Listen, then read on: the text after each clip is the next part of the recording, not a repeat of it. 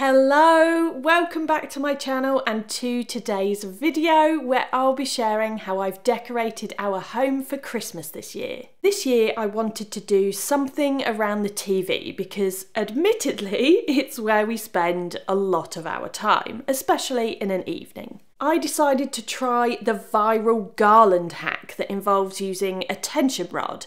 I actually had to use an extendable shower pole because I couldn't find a slimmer tension rod that extended wide enough to fill this alcove. It requires no drilling, and this particular one comes in smaller pieces that you screw together, which is ideal for storage outside of the festive season. I started off keeping my pole at a lower level so that I could wrap my garlands around a bit more easily and then fix into place using some cable ties. These garlands are beautiful. They're very natural looking with lots of texture and varying types of greenery which gives them depth. I used 2 garlands, one at each end, which then joined in the middle. Once I was happy with the position of my garlands, I then moved the pole up to the top of the alcove so that I could add the rest of the details. On one side, I added some vintage style bells. These come as a set of 4 and hang at varying lengths, so they're perfect for adding some detail to the dangly part of a garland. I then used some wide velvet ribbon to create a bow which would be layered over the top of the bells. I added some large pine cones to the middle of the pole where the garlands joined together.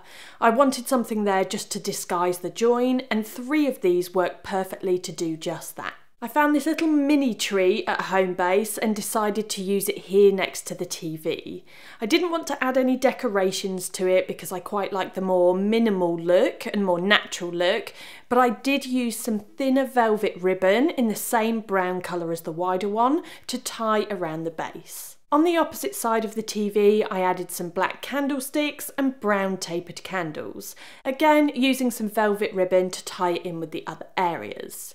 These candles will be purely decorative because they are quite close to the garlands, so therefore a fire hazard, but I wanted to balance the empty space on this side. I then added some wide velvet bows to each of the storage baskets that we have on the bottom shelf, again just to tie it all in together, before switching out the coffee table books for some brown tones. For my first year decorating this little space, I'm really happy with how it turned out.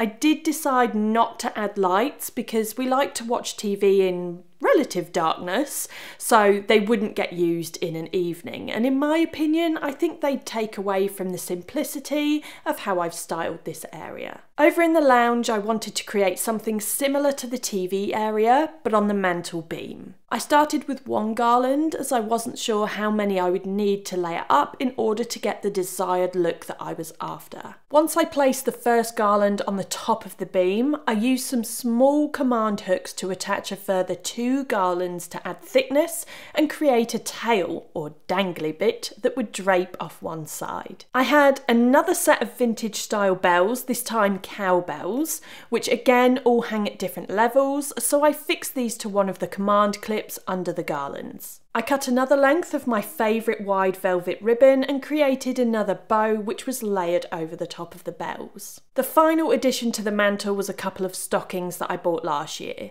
We don't actually fill them because we don't exchange gifts at Christmas, but I do love the look of stockings on a fireplace. It just makes it feel festively cosy. I only wanted to change a couple of elements on the shelves next to the fireplace. First of all, the prints within the frames. We have 2 frames on these shelves, and as I do with many of the other prints throughout the rest of the house, I swapped them over for more seasonal prints. I slightly reshuffled some elements on the shelves and swapped over these brown trailing stems in this little antique style vase for some artificial cedar branches. These branches are wide throughout, so you can really fan them out for a fuller look, and I've linked these along with everything else that you'll see in today's video down in the description box below. I used some Hessian ribbon to tie around the neck of the vase and then used a separate piece to create a bow, which I then attached with some florist wire to the other band of ribbon. I used these vintage style cowbells in the kitchen last year, but this year I decided to add them to these shelves. I do like using what we have in our collection already, but I like to move things around from year to year just to keep things fresh. I changed over the cushions on the sofa, swapping out the autumnal brown tones to incorporate some touches of green and add a little bit of texture with fabrics like velvet. I don't normally have Christmas themed cushions because once Christmas is over, the cushions can stay the same. But this year is an exception. I did buy this embroidered Christmas tree cover this year just to have as a little accent.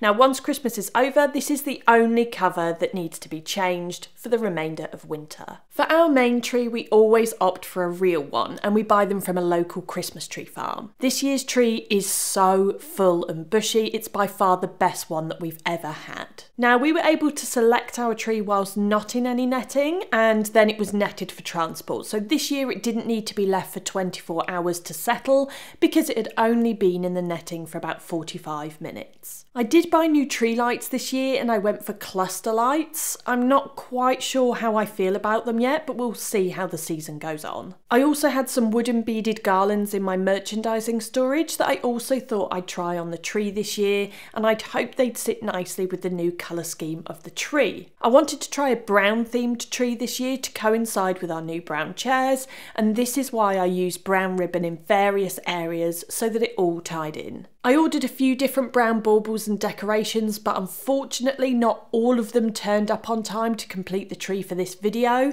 so stay tuned to @EmmaHillHome on Instagram where I'll post a photo or video of the finished tree. On bedding wash day, I decided to change over our bedding for something cosier, and not necessarily just for Christmas, but for the winter season in general. We have an electric blanket that we put on our bed usually around November time, so once I'd fluffed up our mattress topper, the electric blanket was layered on top. We usually sleep in linen bedding all year round, but this year I bought some brushed cotton, aka flannel bedding. And now there is no going back when it comes to winter. This particular range of cosy brushed cotton bedding comes in 18 colours, and there are 3 depths available for the fitted sheet. So if you have a thick mattress or a fluffy mattress topper like us, then you can opt for the deepest fitted sheet and it won't ride up or ping off the corners when you're in bed. The duvet cover comes with standard pillowcases, but I bought the additional Oxford ones because I just prefer the look of them. I always double fold our duvet at the top so that it sits about halfway down the bed. This is useful for achieving a fuller look, especially if you have a thinner duvet, which we don't. Ours is pretty thick, but there's always room for more plumpness. Next, I added in 3 50 by 50 centimetre green linen cushions.